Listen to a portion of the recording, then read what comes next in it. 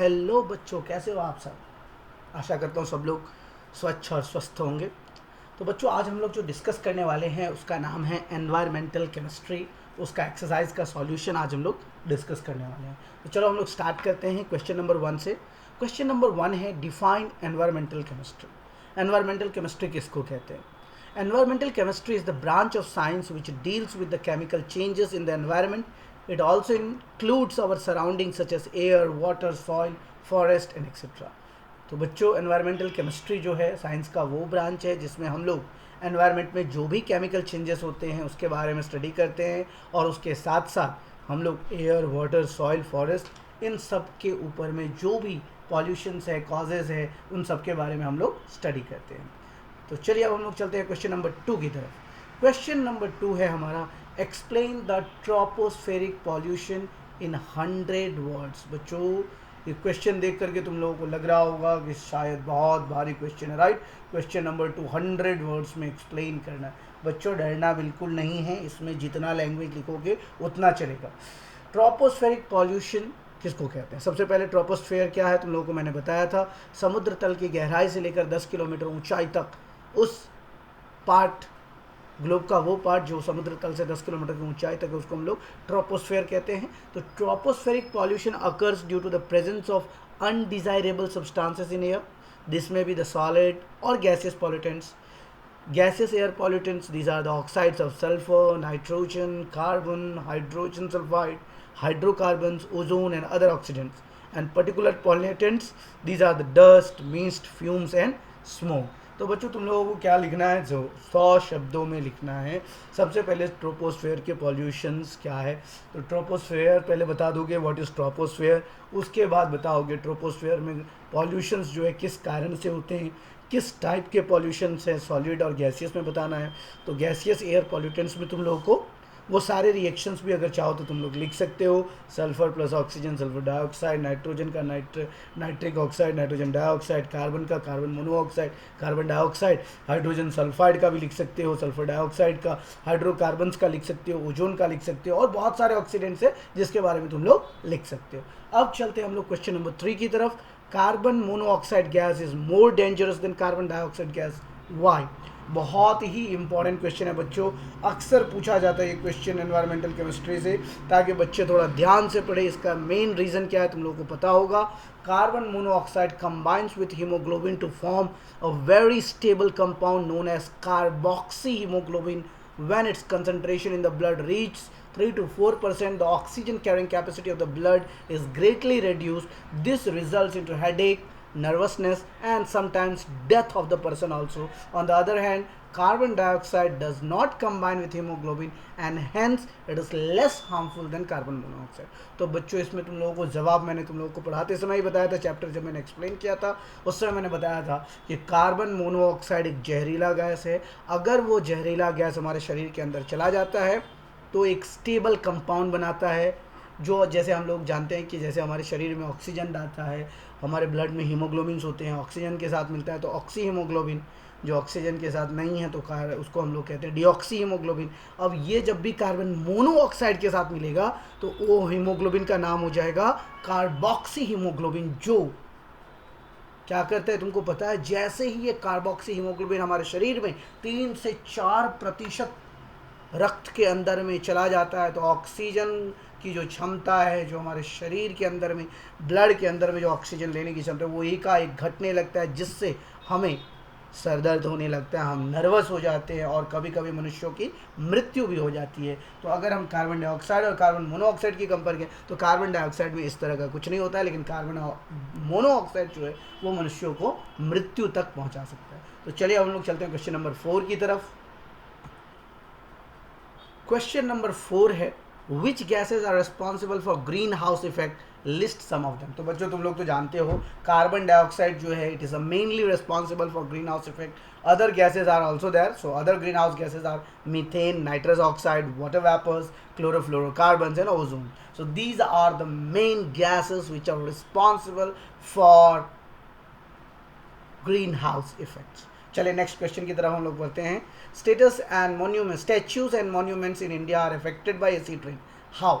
This is mainly due to the large number of industries and the power plants in the nearby areas. Acid rain has a vapors of sulfuric acid which dissolves in it. When it comes in the contact of various statues or monuments, the acid reacts chemically with the calcium carbonate. तो calcium carbonate में जब भी sulphuric acid मिलाओगे तो क्या बनेगा बच्चों? Calcium sulphate plus water plus carbon dioxide. तो ये था हमारा क्वेश्चन नंबर 5। अब हम लोग चलते हैं क्वेश्चन नंबर 6 की तरफ। क्वेश्चन नंबर 6 है हमारा, what is smoke and how is classical smoke different from photochemical smoke. Smoke का नाम सुने हो तुम लोग? अरे पढ़ाया था मैंने, अगर याद होगा तुम लोगों को तो।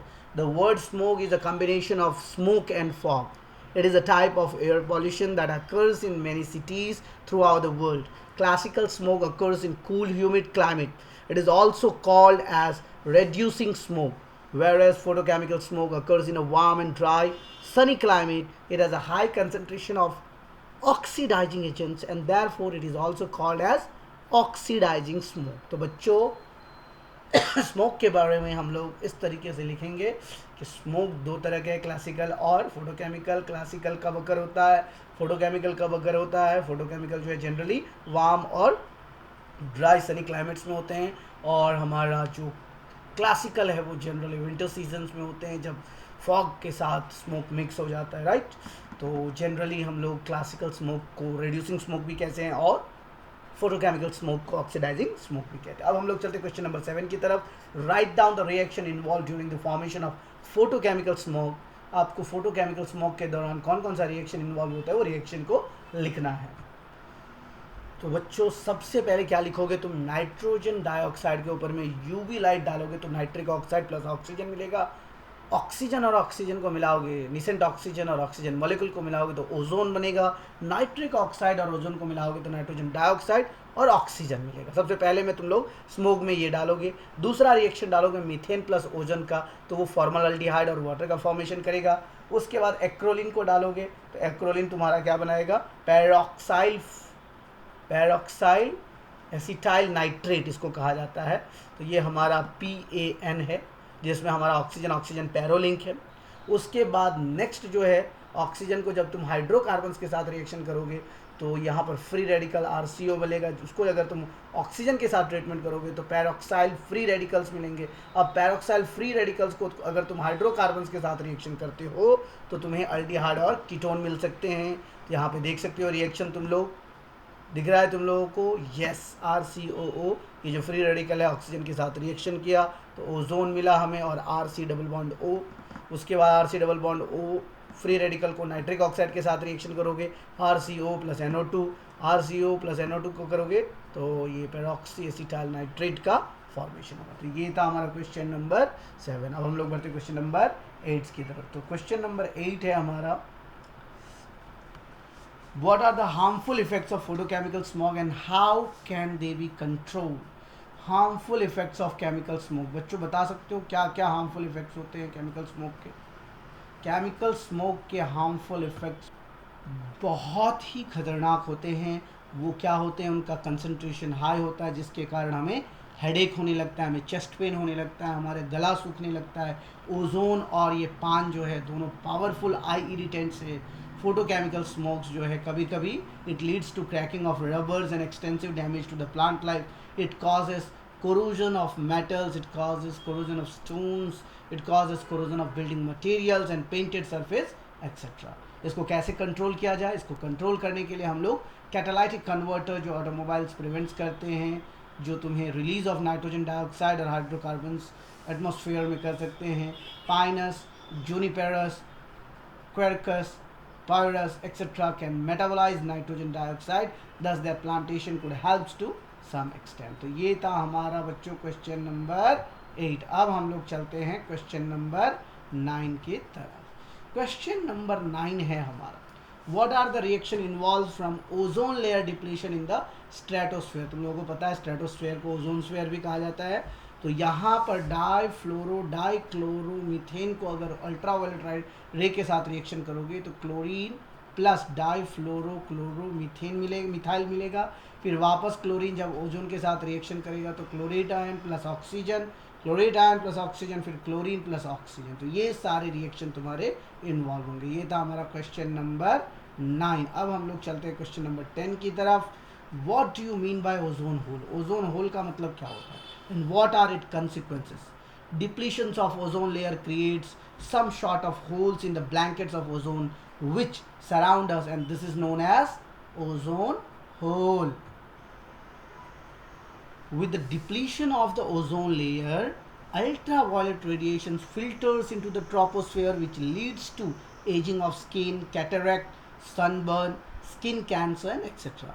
By killing many of the phytoplanktons, it can damage the fish productivity, evaporation rate increases through the surface, and stomata of the leaves, which can decrease the moisture content of the soil. तो ये सारे हमारे defects थे।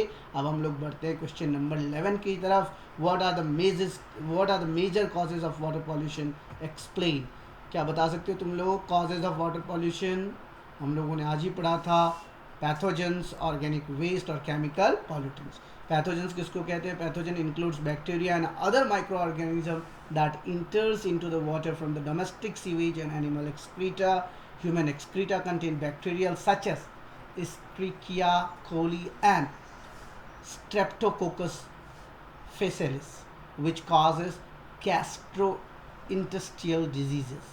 Organic waste, when added to water, as these are biodegradable bacteria, decomposes organic matter and consume dissolved oxygen in the water, and when the concentration of the dissolved oxygen of the water is below 6 parts per million, then the growth of fish gets inhibited. Breakdown of the organic wastes by anaerobic bacterial produces chemicals that have a foul smell that are very, very harmful for the human health. Now let's discuss about the chemical pollutants. So if I talk about the chemical pollutants, means some inorganic chemicals as an industrial waste dissolved in water like cadmium, mercury, nickel, etc. These metals are very dangerous to humans and other animals. These metals can damage kidney and central nervous system, liver, etc. Petroleum products pollute many sources of water. What do you mean by biochemical oxygen demand? That's BOD. The amount of oxygen required by bacteria to break down the organic matter present in a certain volume of a sample of water is called biochemical oxygen demand, that is BOD. What are the pesticides and herbicides? Explained with giving examples. Pesticides are the chemical compound which is used in the agriculture to control the damage caused by insects, rodents, weeds, and the various crop diseases, as for example Aldrin, Dildrin, BHC, etc. Herbicides, these are the chemical used to control weeds, as for example triazines. Have you heard the name triazines? These are herbicides. Okay, students. So now we are moving to the question number 14.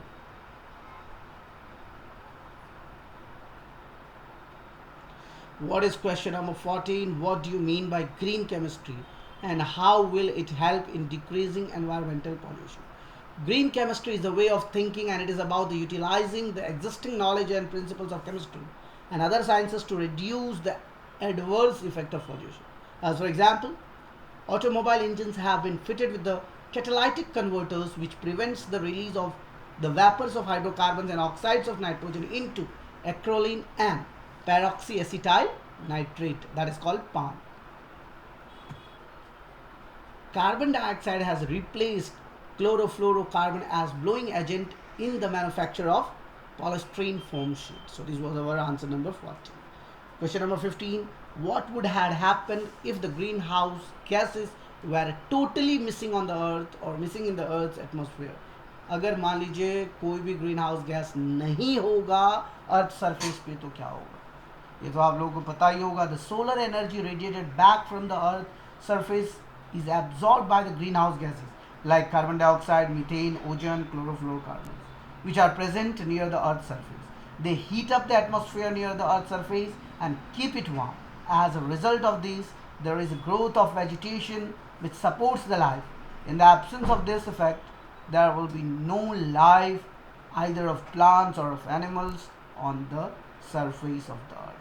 So this was our answer number 15. Now we are moving towards the question number 16.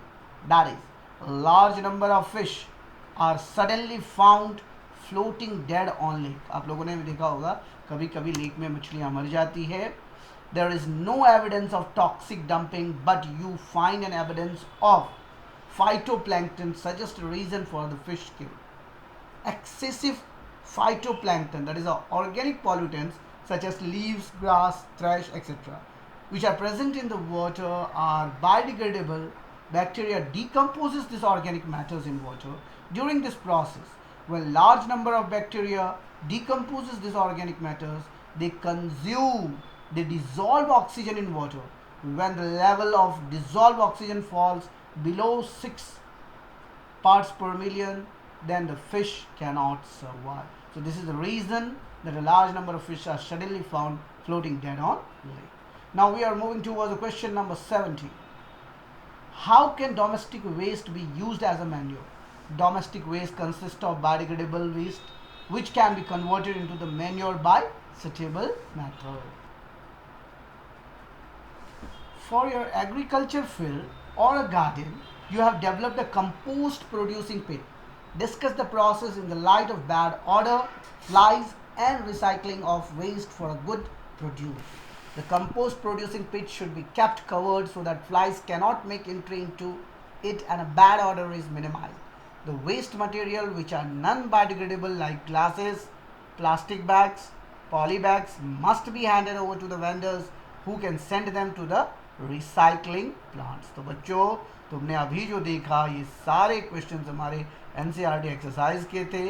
अगर तुम चाहते हो कि हम कुछ extra question भी attend करें तो हम एक्स्ट्रा क्वेश्चंस में तुम लोगों को बता देता हूँ। कुछ एक्स्ट्रा क्वेश्चंस इस तरीके से तुम लिख सकते हो। What do you mean by primary and secondary pollutants of air, ठीक है। उसमें से अगर कार्बन मोनोऑक्साइड फॉर्म हो, ये एक मार्क्स के क्वेश्चन है बच्चों। अगर तुम लिखना चाहो तो अपने नोटबुक में लिख सकते हो। What do you mean by primary and secondary pollutants of the air? Primary pollutants are those which after their formation remains as it was before, that is nitric oxide. Secondary pollutants are formed as a reactions with the primary pollutants, that is peroxide nitrate, peroxyl acetyl nitrate या peroxyl nitrate. What is the name of the compound formed when carbon monoxide combines with blood? कार्बोऑक्सीहीमोग्लोबिन। ये सारे वही है, लेकिन इसको अगर तुम चाहो तो नोट्स के रूप में लिख सकते हो। एक अच्छा तुम्हारे पास क्वेश्चन आंसर्स का कलेक्शंस हो जाएगा और ये क्वेश्चन आंसर्स के कलेक्शंस तुमको एग्जाम में काम आएंगे, राइट।